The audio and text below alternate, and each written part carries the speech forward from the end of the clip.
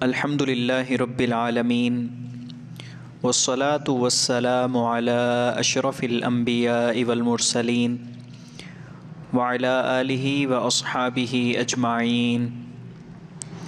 اشہد ان لا الہ الا اللہ وحدہ لا شریک لہ واشہد ان سیدنا ومولانا وملجانا ومأوانا قائدنا وقدوتنا وہادینا ومرشدنا محمدا عبدہ ورسولہ صلی اللہ تعالی علیہ وعلی آلہ واصحابہ وبارک وسلم۔ اما بعد فاعوذ باللہ من الشیطان الرجیم، بسم اللہ الرحمن الرحیم۔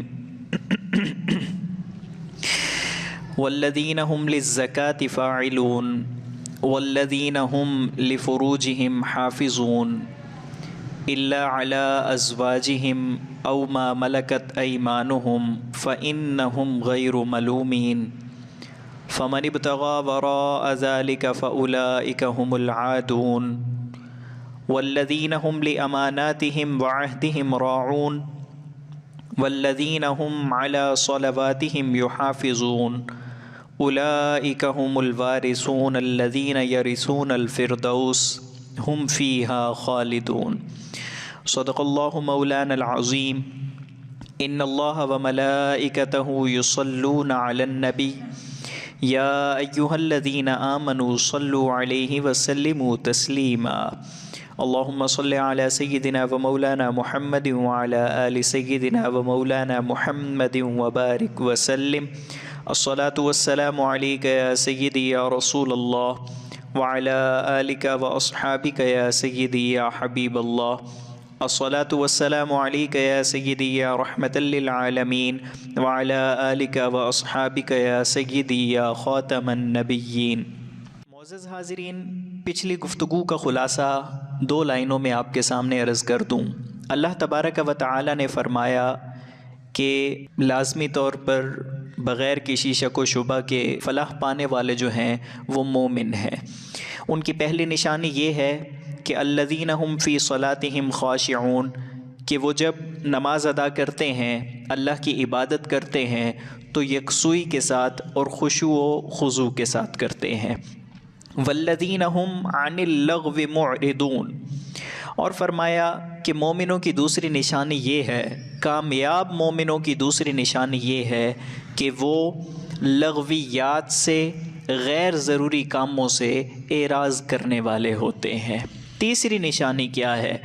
اللہ تبارک و تعالی نے فرمایا والذین هم للزکاة فاعلون، ان مومنوں کی نشانی یہ ہے کہ وہ زکوٰۃ ادا کرنے والے ہوتے ہیں۔ تو اب اس کے بارے میں کچھ احادیث مبارکہ بھی آپ کے سامنے پیش کر دوں۔ حضور صلی اللہ علیہ وآلہ وسلم نے ارشاد فرمایا کہ اپنے مال کی زکوٰۃ نکالو۔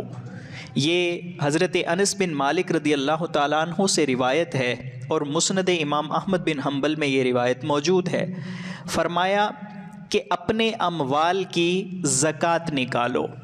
زکوٰۃ نکالنے سے فائدہ کیا ہوگا؟ رسول اللہ صلی اللہ علیہ وسلم نے ارشاد فرمایا زکوٰۃ پاک کرنے والی ہے۔ جب تم اپنے مال کی زکوٰۃ نکالو گے تو وہ زکوٰۃ جس طرح تمہارے مال کو پاکیزگی دے دے گی، اسی طرح تمہاری ذات کو بھی پاکیزگی عطا فرما دے گی۔ زکوٰۃ کی یہ خوبی ہے، یہ خصوصیت ہے، اور یہ زکوٰۃ ادا کرنے کا فائدہ ہے۔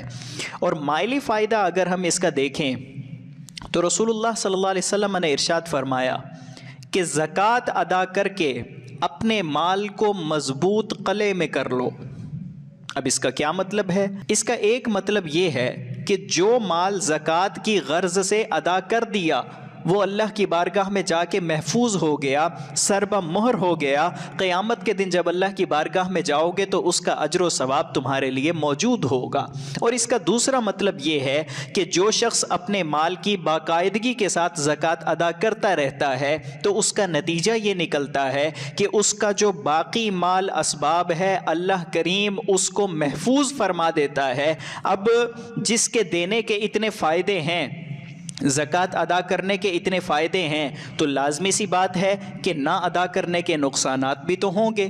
سن لیجئے، حضرت ابو ہریرہ رضی اللہ تعالیٰ عنہ سے روایت ہے، بخاری شریف کی حدیث مبارکہ ہے، رسول اللہ صلی اللہ علیہ وسلم نے ارشاد فرمایا کہ اللہ تبارک و تعالی جسے مال عطا فرمائے، دولت کی فراوانی ہے، لیکن جس شخص کو مال ملا وہ اس میں سے زکوٰۃ ادا نہیں کرتا ہے، تو رسول اللہ صلی اللہ علیہ وسلم نے فرمایا کہ وہ جتنا مال بھی ہے، قیامت کے دن وہ ایک ایسے سانپ کی شکل میں بن کے آئے گا جس کا سر گنجا ہوگا، وہ اس کی باچھیں پکڑ لے گا، اسے اپنی گرفت میں لے کر پھر کہے گا میں وہ تیرا مال ہوں جسے تو دنیا میں سنبھال کے رکھتا تھا، میں وہ تیرا خزانہ ہوں جسے تو نے سینت سینت کر رکھا، سنبھال کے رکھا، اور جو تجھ پہ زکوٰۃ کی صورت میں اللہ نے ایک کام فرض فرمایا تھا تو نے وہ بھی ادا نہیں کیا، تو آج اللہ کی طرف سے تیرے لیے سزا یہ ہے کہ وہی مال مجھ سانپ کی شکل میں بن کے تیرے اوپر مسلط کر دیا گیا ہے۔ جو اللہ نے ہم پہ فرض فرمایا ہے زکوٰۃ، وہ ادا کرنا نہایت ضروری ہے۔ ادا کرنے سے دنیاوی فوائد بھی حاصل ہوتے ہیں، روحانی فوائد بھی حاصل ہوتے ہیں، اور آخرت میں بھی انشاءاللہ ہماری نجات کا سبب بن جائے گا۔ اگلی آیت سنتے ہیں، والذین هم لفروجهم حافظون الا علی ازواجہم او ما ملکت ایمانہم فانہم غیر ملومین۔ اللہ تبارک و تعالی نے ارشاد فرمایا، مومنوں کی اگلی نشانی یہ ہے، کامیاب مومنوں کی، کہ وہ اپنی عصمت کی، اپنی شرمگاہوں کی حفاظت کرتے ہیں، اپنے آپ کو پاک دامن رکھتے ہیں۔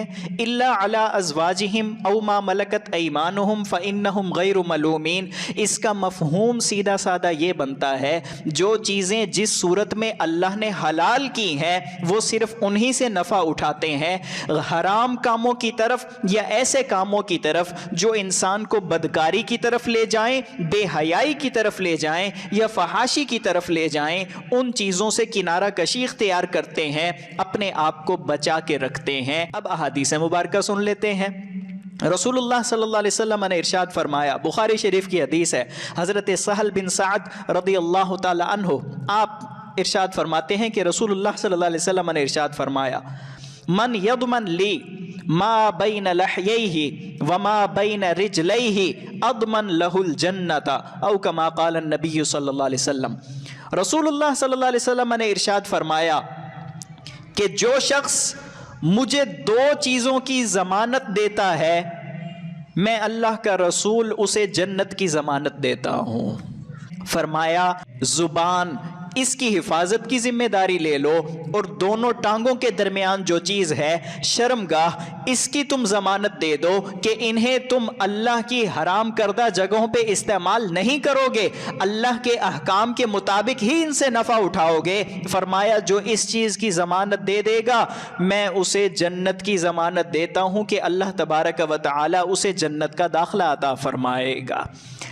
اگلی روایت سن لیتے ہیں، حضور علیہ الصلوۃ والسلام نے ارشاد فرمایا، سبعۃ یظلہم اللہ تعالی فی ظلہ یوم لا ظل الا ظلہ، او کما قال النبی صلی اللہ علیہ وسلم، کہ قیامت کے دن جب کڑی دھوپ ہوگی، سورج بہت قریب ہوگا اور اس کی آگ برس رہی ہوگی، اور زمین تانبے کی بن چکی ہوگی، بہت پریشانی کا عالم ہوگا، افراتفری کا عالم ہوگا، بہت شدت کی گرمی ہوگی، اس وقت بھی 7 قسم کے لوگ ایسے ہوں گے جو اللہ کی رحمت کے سائے میں ہوں گے، نہ انہیں کوئی پریشانی ہوگی نہ انہیں کوئی تکلیف ہوگی۔ ان میں سے ایک شخص وہ ہے کہ فرمایا وَرَجُلٌ دَعَتْهُ امْرَأَةً ذات منصب و جمال فقال انی اخاف اللہ، وہ مرد، وہ آدمی جسے کسی عورت نے گناہ کی دعوت دی، اور وہ عورت منصب والی تھی، اس کا حسب نسب بھی بہت اچھا تھا، مال و دولت بھی بہت زیادہ تھی، خوبصورت بھی تھی، اور اس نے گناہ کی دعوت دی، سارے موقع موجود تھے لیکن یہ گناہ کی طرف نہ گیا، بلکہ اس نے کہا انی اخاف اللہ، میں اللہ سے ڈرتا ہوں، میں اس گناہ کی طرف نہیں آنے والا۔ جو شخص ایسا ہے کہ گناہ کا موقع ملا لیکن اس نے اپنے آپ کو پاکیزہ رکھا، اپنے آپ کو پاک دامن رکھا، بد کرداری کی طرف نہ گیا، بے حیائی کی طرف نہ گیا، رسول اللہ صلی اللہ علیہ وسلم نے ارشاد فرمایا قیامت کے دن جب سب کو پریشانی لاحق ہوگی، یہ شخص اللہ کی رحمت کے ٹھنڈے سائے میں ہوگا اور اللہ کی رحمت سے لطف اندوز ہو رہا ہوگا۔ تیسری روایت یہ خواتین کے لیے خاص ہے، بہت خوبصورت روایت ہے، اگر یہ ہماری ماؤں بہنوں تک پیغام پہنچ جائے اور وہ اس پہ عمل کر لیں تو رسول اللہ صلی اللہ علیہ وسلم کا وعدہ ان کے لیے بھی سچا ہے۔ فرمایا اذا صلت المرأة خمسها، کہ وہ عورت کہ جو نماز پنجگانہ کی پابندی کرتی ہے، نماز پنجگانہ باقاعدگی کے ساتھ ادا کرتی ہے۔ دوسری چیز وصامت شہرہا، رمضان المقدس کے مہینے کے روزے رکھتی ہے۔ تیسری چیز وحافظت فرجہا، اپنی پاک دامنی کو ملحوظ رکھتی ہے، اپنی عصمت کی حفاظت کرتی ہے۔ چوتھی چیز وَأَطَاعَتْ زَوْجَهَا، اور اپنے شوہر کی تابع فرمان ہے، اس کی اطاعت کرتی ہے۔ یہ چار چیزیں جس خاتون کے اندر پائی جاتی ہیں، رسول اللہ صلی اللہ علیہ وسلم نے ارشاد فرمایا قیل لها ادخل الجنت من ای ابواب الجنت شئت، فرمایا قیامت کے دن ایسی خاتون سے کہا جائے گا یہ جنت کے 8 دروازے تیرے لیے کھلے ہوئے ہیں، جس سے تیرا دل کرے تو اللہ کی جنت میں داخل ہو جا۔ جو نمازیں ادا کرنے والے ہیں وہ اس دروازے سے جائیں گے، جو روزے رکھنے والے ہیں وہ اس دروازے سے جائیں گے۔ کیا خوش نصیب عورت ہے اگر ان 4 باتوں پہ عمل کر لیتی ہے تو فرمایا جائے گا 8 دروازے تیرے لیے کھلے ہیں، جس سے تیرا دل کرے جنت میں داخل ہو جا۔ اگلی آیت سنیے والذین هم لاماناتهم وعہدهم راعون، مومنوں کی اگلی نشانی اور اگلی علامت یہ ہے کہ وہ امانت میں خیانت نہیں کرتے، امانت کی بھی رعایت کرتے ہیں، اور جو وہ وعدے کرتے ہیں ان وعدوں کی بھی رعایت کرتے ہیں، یعنی ان پر بھی پورا اترتے ہیں۔ مومنوں کی نشانی یہ ہے۔ وہ ایک روایت ہے، حدیث مبارکہ ہے کہ جس شخص میں امانت داری نہیں ہے اس میں ایمان بھی نہیں ہے۔ لا ایمان لمن لا امانت لہ، کیا فرمایا کہ جس شخص کے اندر امانت داری نہیں ہے ایمان کا حقیقی نور اس کے اندر داخل نہیں ہو سکتا۔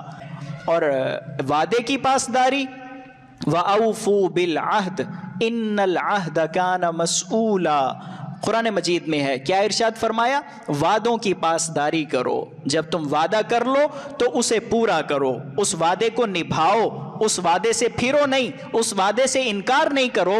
ان العہد کان مسئولا، کہ یہ جو وعدہ ہے اس کے بارے میں تم سے سوال کیا جائے گا، تم اس کے بارے میں جواب دہ ہوگے کہ تم نے فلاں کے ساتھ جو وعدہ کیا تھا، تم نے فلاں کے ساتھ جو عہد باندھا تھا، کیا وہ عہد تم نے پورا کیا یا نہیں کیا۔ اب اگر ان وعدوں کی بات کریں تو وعدے 2 طرح کے ہیں۔